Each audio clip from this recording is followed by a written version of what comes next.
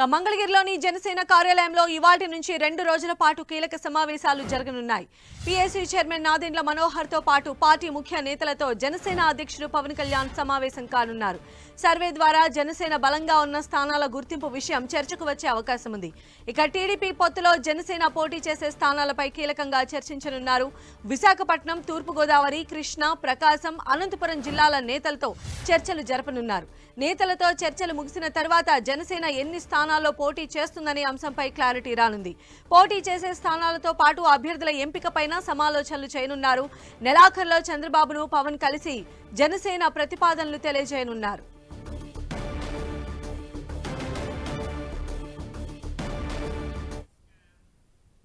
ఇక మంగళగిరిలో జరగబోతున్న జనసేన 2 రోజుల కార్యక్రమాలకు సంబంధించిన అప్డేట్స్ మా ప్రతినిధి రవిచంద్ మనకు అందిస్తారు. రవిచంద్. సంధ్య, జనసేన టీడీపీ బంధం మరింత బలపడే విధంగా ముందుకు వెళ్తూ ఉంది.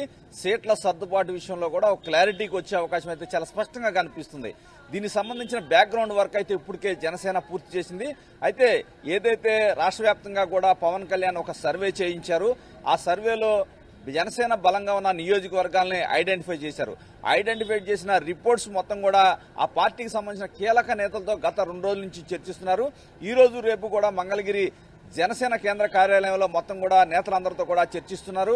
ఏదైతే విశాఖపట్నం, అదేవిధంగా తూర్పుగోదావరి, పశ్చిమ గోదావరి, అనంతపురం, గుంటూరు, కృష్ణా జిల్లా నేతలందరితో కూడా నాదెండ్ల మనోహర్తో కలిసి ఆయన చర్చిస్తున్నారు.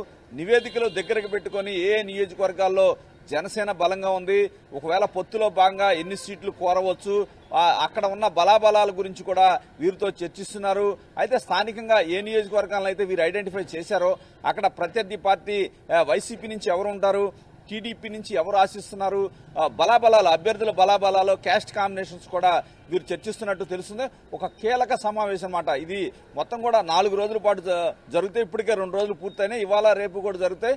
ఈ 4 రోజులు జరిగిన తర్వాత తుది నివేదికను తయారు చేసుకుంటారు పవన్ కళ్యాణ్. నెలాఖరులో టీడీపీ అధినేత చంద్రబాబుతో కూడా ఆయన చర్చిస్తారు. ఎన్ని సీట్లు జనసేన కోరబోతుందో కూడా ఆ మీటింగ్ లో చాలా స్పష్టంగా చంద్రబాబుకు చెప్పే అవకాశం ఉంది. ఇప్పుడు వరకు కూడా సోషల్ మీడియాలో వస్తున్న వార్తలు ఏవి నిజం కాదు. ఇప్పుడు గనక మొత్తం కూడా ఏదైతే ఈ నేతలతో చర్చించిన తర్వాత ఫైనల్ ఫిగర్ ఒకటి అనుకుంటారు, ఆ ఫిగర్ ని చంద్రబాబు ముందు పెట్టబోతున్నారు. అదేవిధంగా ఆల్టర్నేటివ్ సీట్స్ కూడా ఇచ్చే అవకాశం ఉంది. ఏదైతే జనసేన కోరుతున్న స్థానాలను పెట్టి ఆల్టర్నేటివ్ గా ఇది కాకపోతే ఇది అనే అంశం కూడా ఇప్పటికే ఒక నివేదికను తయారు చేసుకున్నారు. ఎందుకంటే సార్వత్రిక ఎన్నికల సమయం ఆసన్నమైంది. జనవరిలో కూడా మేనిఫెస్టో రిలీజ్ చేయాల్సిన అవకాశం ఉంది. చంద్రబాబు కూడా పవన్ కళ్యాణ్ గతంలో కలిసినప్పుడే ఈ నెలాఖరు లోపు మీరు ప్రతిపాదించే సీట్లను నా దృష్టికి తీసుకురావాలి, అప్పుడు ఇద్దరం కలిసి ఆలోచించి ఒక నిర్ణయం తీసుకుందాం అని చెప్పి పవన్ కళ్యాణ్ చెప్పడం జరిగింది. ఈ నేపథ్యంలో పవన్ కూడా చాలా స్పీడ్ పెంచారు. ఇప్పటికే నివేదికలన్నీ కూడా అన్ని జిల్లాల్లో సర్వే చేశారు. అక్కడి నుంచి మొత్తం కూడా ఆ నివేదికల ఆధారంగా నిర్ణయాలు తీసుకోబోతున్నారు. ఇప్పటికే ఏదైతే శ్రీకాకుళం నుంచి నెల్లూరు వరకు కూడా పూర్తి స్థాయి జనసేనకి కొంత బలం ఉందనుకుంటున్నారు. రాయలసీమలో కొంత వీక్ గా ఉన్నప్పటికీ కూడా కొన్ని పాయింట్లు తిరుపతి కావచ్చు, అదేవిధంగా చిత్తూరు కావచ్చు, అనంతపురం, ఆళ్లగడ్డ, నంద్యాల తదితర ప్రాంతాల్లో కూడా రైల్వే కోడూరు లో కూడా కొంత బలంగా ఉందని చెప్పి జనసేన వర్గాలు అయితే చెప్తున్నాయి. ఈ అన్ని అంశాలు కూడా చర్చల నేపథ్యంలో వస్తూ ఉన్నాయి. రాయలసీమలో ఎన్ని సీట్లు కోరవచ్చు, అదేవిధంగా ఈస్ట్ వెస్ట్ లో ఎన్ని సీట్లను మనం కోరవచ్చు తదితర అంశాలపై ఒక క్లారిటీతో ముందుకు పోయే అవకాశం అయితే కనిపిస్తుంది. సంధ్య, అయితే టీడీపీ జనసేన పొత్తుతో పాటుగా జనసేన పార్టీలోకి వచ్చేటువంటి నాయకులకు సంబంధించి అంటే చేరికలకు సంబంధించి కూడా ఏమైనా చర్చించే అవకాశాలు ఉన్నాయా? ఎందుకంటే ద్వితీయ శ్రేణి నాయకులు సైతం జనసేనలో చేరడానికి ఇంకా ముందుకు రానటువంటి పరిస్థితి ఉంది కదా. ఇంకా కమింగ్ 3 months లో ఎలక్షన్స్ ఉండబోతున్నాయి కాబట్టి ఎలా అంటే చేరికలకు సంబంధించి కూడా ఏమైనా డిస్కస్ చేసే అవకాశాలు ఉండొచ్చా? సంధ్య, జనసేన అధినేత పవన్ కళ్యాణ్ మొదటి నుంచి చెప్తున్నారు, ఆయన ఏదైతే వలసవాదులకి టికెట్ల విషయంలో కొంత క్లారిటీతో ఉన్నారు. వారిని ఏది ఆప్షన్ లేకపోతేనే వారికి ప్రాధాన్యత ఇస్తాను, ముందు పార్టీలో ఉన్న వారికి న్యాయం చేయాలని చెప్పి పవన్ కళ్యాణ్ భావిస్తున్నారు. ఇదే విధానాన్ని కూడా ఆయన బలు బహిరంగ సభల్లో కావచ్చు, నాయకులతో సమావేశాల్లో కూడా చెప్తున్నారు. మొదటి నుంచి తన వెంట ఏదైతే గతంలో ప్రజారాజ్యం తర్వాత కూడా తనతో కలిసి వచ్చారు కొంతమంది, అప్పటి నుంచి ఎవరైతే తనతో ఉన్నారో వారికి ప్రాధాన్యత ఇస్తానని కూడా పవన్ కళ్యాణ్ చెప్పారు.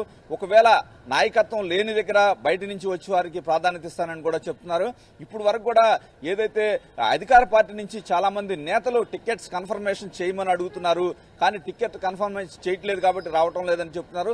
చాలా మంది నేతలు అయితే ఇప్పటికే అధికార పార్టీలో టికెట్ల కేటాయింపు వివాదాలు అయితే నడుస్తున్నాయి. ఈ నేపథ్యంలో వారంతా కూడా తమతో టచ్లోకి వస్తున్నారని జనసేన వర్గాలు అయితే చెప్తున్నాయి. ముఖ్యంగా ఈస్ట్ గోదావరి, వెస్ట్ గోదావరి, కృష్ణా తదితర ప్రాంతాల్లో జనసేనలోకి రావడానికి చాలా మంది అధికార పార్టీ నుంచి ఆసక్తి చూపుతున్నారని చెప్పి జనసేన వర్గాలు అయితే చెప్తున్నాయి. పవన్ కళ్యాణ్ మాత్రం సీటుపై ఎటువంటి హామీ ఇవ్వను అని చెప్తున్నారు. అదే కాకుండా సచివులు అయితేనే చేర్చుకుంటామని కూడా పవన్ కళ్యాణ్ ఒక కండిషన్ పెడుతున్నారు. ఈ నేపథ్యంలో త్వరలోనే కొన్ని చేరికలకు గ్రీన్ సిగ్నల్ ఇచ్చే అవకాశం ఉంది. గ్రీన్ సిగ్నల్ ఇచ్చాక చాలా మంది అధికార పార్టీ నుంచి నేతలు జనసేనలోకి వస్తారని చెప్తున్నారు. ఇప్పటికే గత వారం కూడా కొంతమంది ఎన్ఆర్ఐలు కావచ్చు కొన్ని ప్రాంతాల్లో నుంచి చేరికలు అయితే జనసేనలకు ప్రారంభమయ్యాయి.